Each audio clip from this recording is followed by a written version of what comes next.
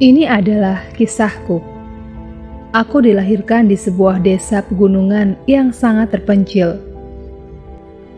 Setiap hari orang tuaku membajak tanah kering kuning dengan punggung mereka menghadap ke langit. Aku mempunyai seorang adik. Dia 3 tahun lebih muda daripada aku. Dia sangat mencintaiku, lebih daripada aku mencintainya. Suatu ketika aku mengambil uang dari laci ayahku. Aku menggunakannya untuk membeli sebuah sapu tangan yang mana semua gadis di sekitarku membawanya. Ayah segera menyadarinya. Beliau membuat adikku dan aku berlutut di depan tembok dengan sebuah tongkat bambu di tangannya. "Siapa yang mencuri uang itu?" tanya ayah. Aku hanya terpaku ketakutan. Ayah tidak mendengar siapapun mengaku. Dia melanjutkan perkataannya. "Baiklah, kalau begitu kalian berdua layak dipukul." Tiba-tiba adikku mencengkeram tangannya dan berkata, "Ayah, aku yang melakukannya." Tongkat panjang ayah menghantam punggung adikku bertubi-tubi. Ayah sangat marah.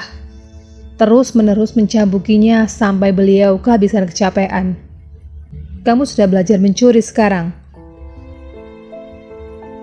Hal apa lagi yang akan kamu lakukan di masa mendatang? Kamu layak dipukul sampai mati. Kamu tidak tahu malu." Malamnya aku dan ibu tidur memeluk adikku. Tubuhnya penuh luka, tapi dia tidak menitikan air mata sama sekali. Di pertengahan malam, aku mulai menangis meraung-raung. Adikku menutup mulutku dengan tangan kecilnya dan berkata, "Kak, jangan menangis lagi. Sekarang semuanya sudah terjadi." Ketika adikku kelas 3 SMP, dia lulus untuk masuk ke SMA di pusat kota. Pada hari yang sama, aku diterima di universitas provinsi. Malam itu, ayah berjongkok di halaman, menghisap rokok, batang demi batang. Kedua anak kita memberikan hasil yang bagus, hasil yang memuaskan. Ibu mengusap air matanya yang mengalir dan berkata, "Bagaimana mungkin kita bisa membiayai keduanya sekaligus?" Tanpa disangka adikku berjalan keluar ke hadapan ayah dan berkata, "Ayah, aku tidak mau melanjutkan sekolah lagi. Aku telah cukup membaca buku." Ayah mengayunkan tangannya dan memukul adikku di wajahnya. "Mengapa kamu mempunyai semangat yang lemah? Bahkan jika bapakmu ini harus mengemis di jalanan, saya akan menyekolahkan kalian berdua sampai selesai." Kemudian, dia mengetuk setiap rumah di desa untuk meminjam uang. Aku menjulurkan tanganku selembut yang aku bisa ke muka adikku yang membengkak. Seorang anak laki-laki harus meneruskan sekolahnya. Kalau tidak, dia tidak akan pernah meninggalkan jurang kemiskinan ini. Aku telah memutuskan untuk tidak meneruskan ke universitas. Siapa sangka besoknya, sebelum subuh, adikku meninggalkan rumah dengan beberapa helai pakaian lusuh dan sedikit roti yang sudah mengering. Dia meninggalkan secari kertas di ranjang bertuliskan, "Kak, masuk ke universitas tidak mudah. Saya akan pergi mencari kerja dan mengirimimu uang." Aku menggenggam erat kertas itu dan menangis dengan air mata bercucuran, hingga suaraku hilang. Ketika itu adikku berumur 17 tahun dan aku 20 tahun. Dari uang pinjaman ayah dan yang adikku hasilkan dari mengangkut semen, aku akhirnya sampai tahun ketiga. Suatu hari, aku sedang belajar di kamarku. Tiba-tiba temanku masuk dan memberitahukan, "Ada seorang anak dusun menunggumu di luar sana." Aku berjalan keluar dan melihat adikku dari jauh. Seluruh badannya kotor tertutup debu semen dan pasir. Aku bertanya, "Mengapa kamu tidak bilang kalau kamu adalah adikku?" Sambil menahan air mata. Dia tersenyum. "Lihat bagaimana penampilanku. Mereka akan menertawakanku jika tahu kalau aku adikmu. Aku merasa terenyuh, dan air mata memenuhi mataku. Aku menyapu debu-debu di badan adikku semuanya. Tersekat-sekat, aku berkata, "Aku tidak peduli omongan siapapun, bagaimanapun penampilanmu." Dari sakunya, dia mengeluarkan sebuah jepit rambut berbentuk kupu-kupu. Dia memakaikannya kepadaku, dan dia mengatakan, "Saya melihat semua gadis kota memakainya, jadi saya pikir kamu harus punya satu." Aku tidak dapat menahan lebih lama lagi. Aku menarik adikku ke dalam pelukanku dan menangis, terus menangis. Tahun itu dia berusia 20 tahun dan aku 23 tahun. Pertama kali aku membawa pacarku ke rumah, kaca jendela yang pecah telah diganti. Rumah kelihatan bersih, tidak seperti sebelumnya. Setelah pacarku pulang, aku menari di depan ibuku. "Bu, Ibu tidak perlu menghabiskan waktu untuk membersihkan rumah kita." Tapi katanya sambil tersenyum, "Itu adikmu yang pulang awal membersihkan rumah ini.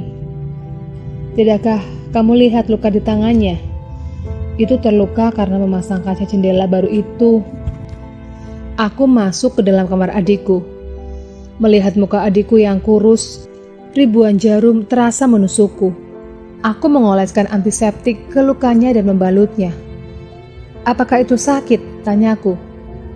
Dia menggelengkan kepala. Tidak sakit. Ini karena kamu tahu, ketika aku bekerja di lokasi konstruksi, batu-batu berjatuhan di kakiku. Itu tidak menghentikanku bekerja, dan di tengah kalimat itu dia berhenti. Aku membalikkan tubuhku, memunggunginya, dan air mata deras mengalir ke wajahku. Saat itu dia berusia 23 tahun, dan aku 26 tahun. Setelah menikah, aku tinggal di kota. Berulang kali suamiku dan aku meminta orang tuaku untuk datang dan tinggal bersama kami. Tetapi mereka tidak mau.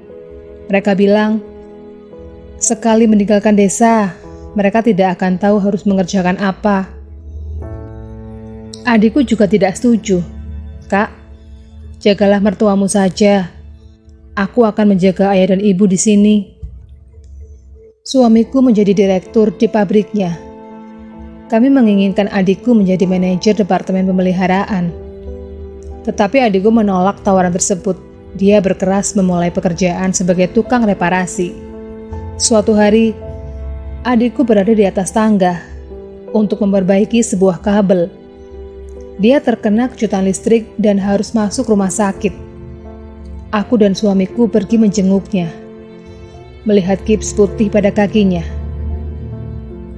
Aku menggerutu. "Mengapa kamu menolak menjadi manajer? Manajer tidak harus melakukan hal berbahaya yang berakibat seperti ini. Lihat kamu sekarang, lukamu serius. Kenapa kamu tidak mau mendengarkanku sebelumnya?" Dengan tampang serius, dia membela keputusannya. "Pikirkan kakak ipar, dia baru saja menjadi direktur, dan aku ini tidak berpendidikan. Jika aku menjadi manajer, gosip macam apa yang bakal tersebar?"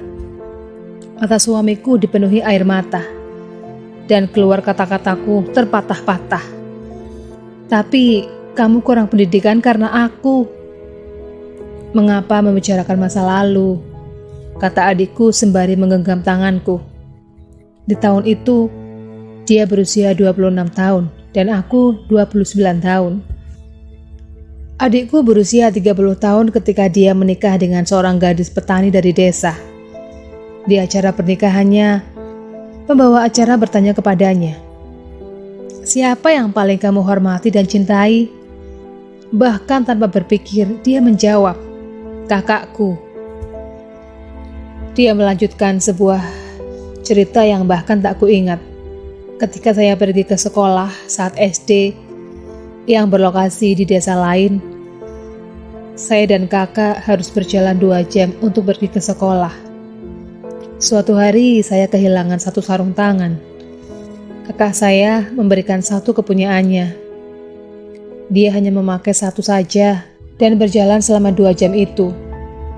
Ketika kami tiba di rumah, tangannya gemetar kencang karena cuaca yang begitu dinginnya, sampai-sampai dia tidak bisa memegang sumpit. Sejak hari itu, saya bersumpah, selama saya masih hidup, saya akan menjaga kakak dan akan selalu baik padanya. Tepuk tangan membanjiri ruangan itu dan semua orang memalingkan perhatian kepada aku. Bibirku terasa keluh. Kata-kata begitu susah aku ucapkan.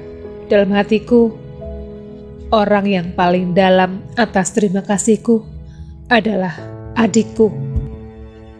Dan dalam kesempatan berbahagia ini, di depan kerumunan perayaan ini, air mata bercucuran turun dari wajahku seperti aliran sungai.